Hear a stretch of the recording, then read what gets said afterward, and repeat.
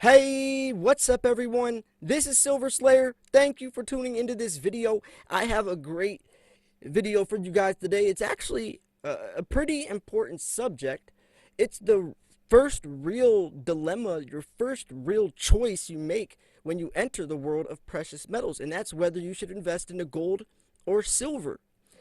Usually, someone picks one or the other, kind of as the idea that they want to focus on, and sometimes we don't really know how both markets work.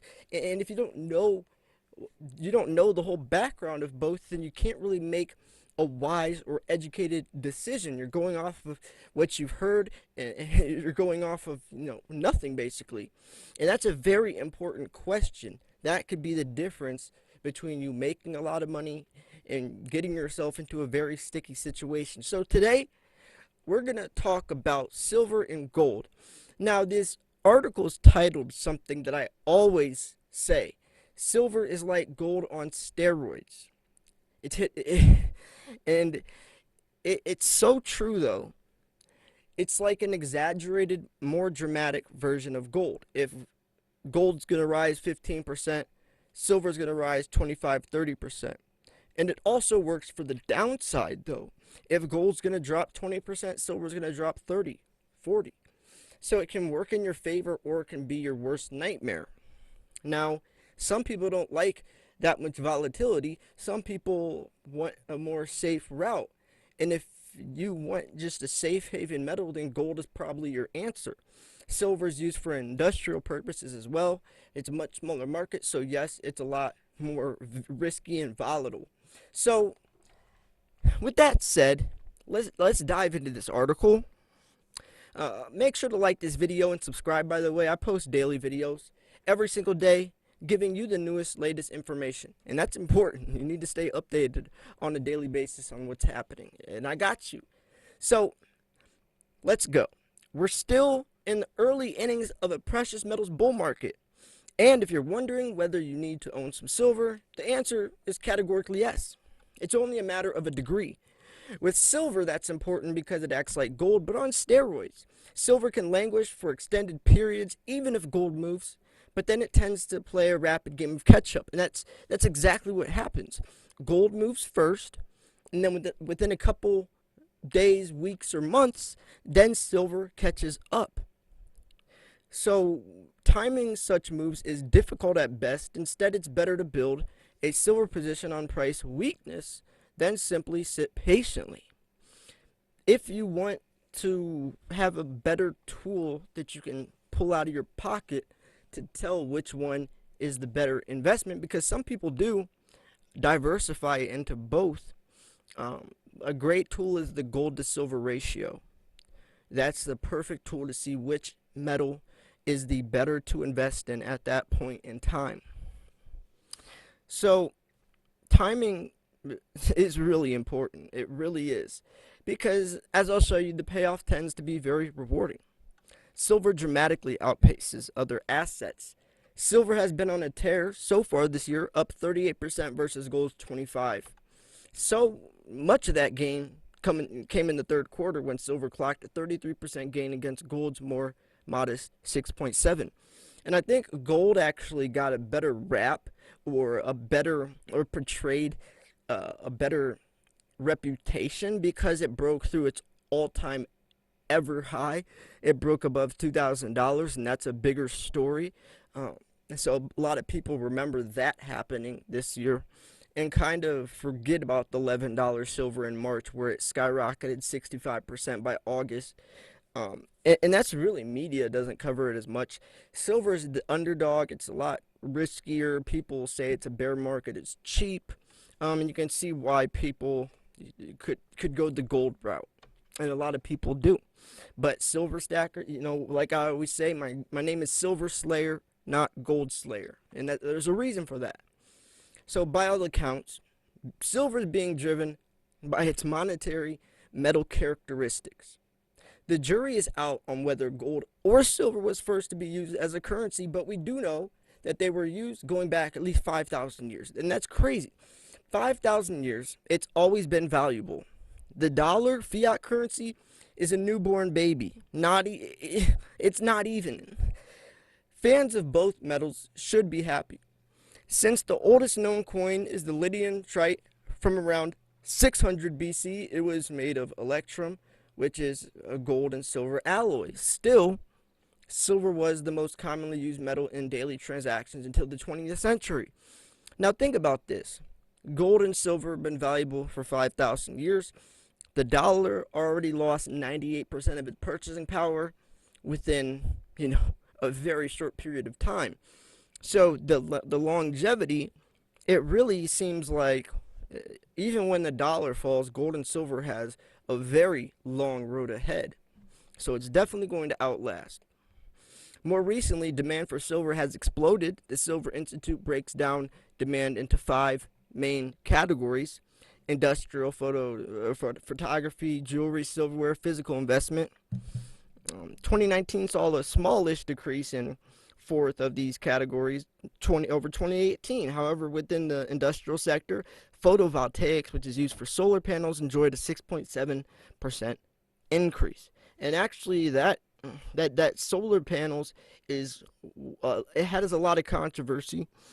People thought that it was going to be a very impressive demand section or category for demand in the next 5 years, along with electric vehicles and along with what was the other one? Uh, Electric vehicles and 5G technology. And the thing is there isn't going to be as much demand as people thought. And that shocked a lot of people. They found a way to make solar panels or use like only 15% of what they were going to use uh, with silver. So that's heavily going to hurt the demand, but you still got to remember that the two others, 5G and electric vehicles, are still going to have a lot of demand, plus individual investors like you and I, as the price rises. So I don't think it's going to hurt silver's price by too much of a percent, but it's definitely something that you have to incorporate when you're investing. Now, the standout, however, is net physical demand, where 2019 saw an impressive 12.3% increase over 2018. In my view, given the large price gain this year, that trend will persist. As well as Goldman Sachs equity analysts believe global solar installations will jump 50% between 2019 and 2023 as green energy silver demand surges higher, especially if Joe Biden wins. You can see how, you know, the demand for silver could skyrocket. Silver investors are loyal, and that's definitely true. That's definitely true. You don't see many people's name on YouTube titled gold, gold guru, gold, anything. It's always silver, right? It's always silver. And there's a reason why they're called silver stackers, not gold stackers. More people invest into silver. Well, I think that's not necessarily true. Gold's a much bigger market, but I think the people that are the most passionate, the ones that see the most potential, are silver stackers. But a lot of people do invest in a gold. They just look at it from a strictly profitable value, and not, not as as something that's really passionate about. They'll sell any of their gold at the blink of an eye. Where we have a lot of sentimental silver, and I don't know, but I think that's definitely true. Let me know what you put that in the comments, what you think about that topic. I'm curious to hear what you have to say. So there were four bouts of weakness since February, March sell-off in silver stocks, as represented by the SIL ETF. The number of holders of SIL dropped in a small but a notable way in March, but then barely weakened after that, even when the price of SIL retreated. Most impressive, in early August, when the SIL dropped 52 to 44, yet the number of users holding SIL actually continued to rise. If we look at recent price action to silver, we see some renewed strength, and that was because August, was the boom. And I don't really like diving too deep into the ETF stuff, or all the SLV and all that, because here's the thing. I'm always going to promote the physical bullion. That is where I see the most potential. That is where, that's the whole reason of investing into gold or silver, no matter what you choose. The whole point is to be in control of your wealth. If you can't hold it, you don't own it. So a lot of people are missing the whole entire point of why we're investing into precious metals in the first place. Now, yes, you can do it that way and still make money, but you're making money with something that's fake money or false money, right? We're trying to transfer our fake money into real money. So if you're transferring your fake money in for more fake money, then you're missing the whole point. But it still can, you still need to pay attention to all their essentially all the same market. But let me know if you do invest into anything else. I mean, you can invest into stocks. I invest into a couple stocks, then you can use the profits to invest into more precious metals. A lot of people did that with Bitcoin. But yeah. So the momentum has been flattening, and the 200-day moving average has been acting as an overhead resistance.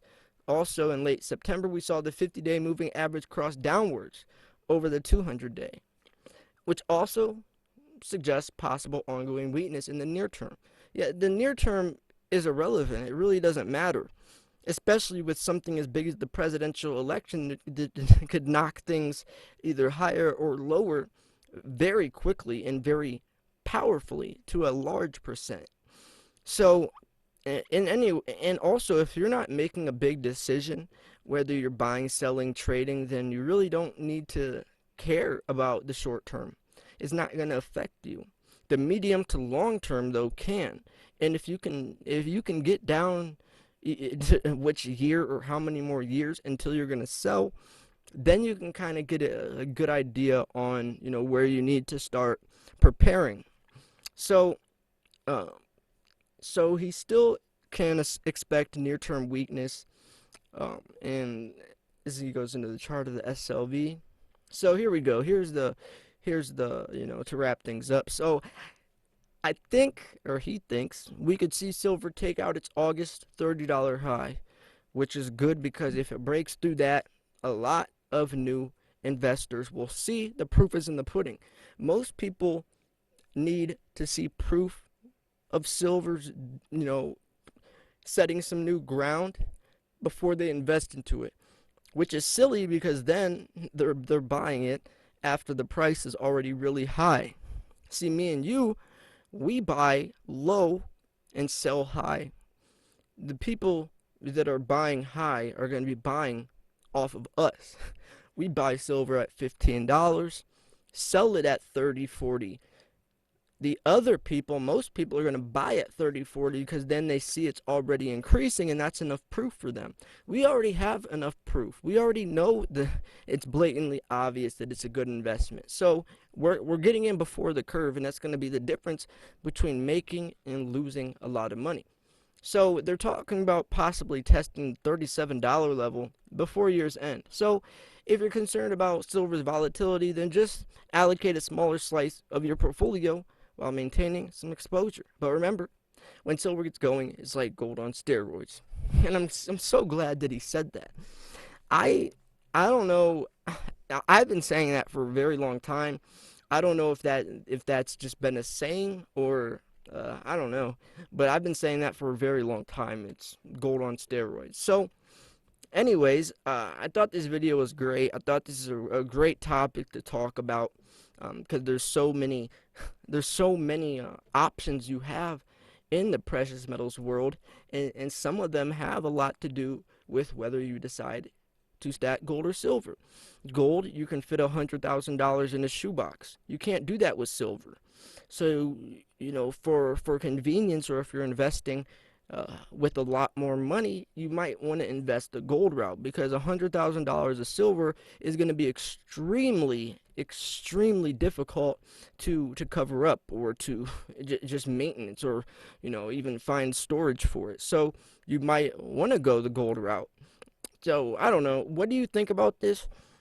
I actually do invest into both. It's like every 100 ounces of silver, I'll do a half ounce or an ounce of gold. I think that's a great ratio. It's balanced, and I don't know. I definitely think that they both have potential. They both have their unique advantages. Gold's a monetary metal, silver's an industrial and monetary metal, and that could take both of the metals very far, very fast, especially from the monetary form with the way the economy is going or headed. So, anyways, I'm going to wrap this video up here. If you thought this video was educational, informational, or at least entertaining, make sure to smash the like button. Subscribe if you're new. This was Silver Slayer. Thanks for tuning in. I'll see you guys soon.